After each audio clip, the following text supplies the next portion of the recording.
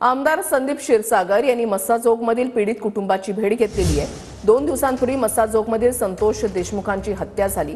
आरोपींवरच्या कारवाईसाठी ग्रामस्थ आक्रमक झालेले आहेत आणि दुसऱ्या दिवशीही मस्साजोगमध्ये कडकडीत बंद आहे।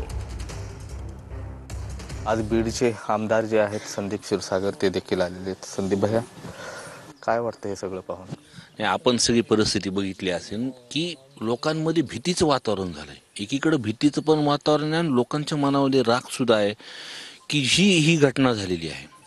एका गाडीतून 2 गाड्यांनी अडवणं, त्याला घेऊन जाणं, त्यांचे भाऊ वारंवार लहान भाऊ त्यांचे फोन करतात त्यांना, मग 5-10 मिनिटात आम्ही सोडतो, 5-10 मिनिटात सोडतो, आणि नंतर मग ही गोष्ट आपल्या समोर येते।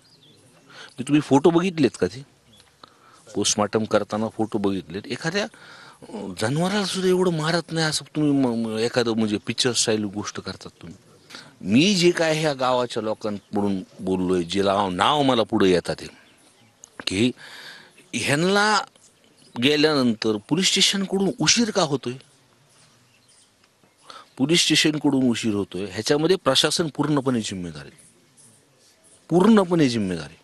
तुम्ही या एखादी घटना काही नाही झाल्यानंतर गेल्या 2-2.5 वर्षामध्ये बघितले की तुम्ही 307 आमच्याकडे गुन्हा असा झालाय की तो एकदम चॉकलेट खाल्ल्यासारखा, पण तुम्ही वस्तुस्थिती न बघता सुद्धा पोलीस स्टेशनला बोलून सुद्धा काही उपयोग नाही, त्यांच्या मनाप्रमाणे सगळे गुन्हे दाखल करतात।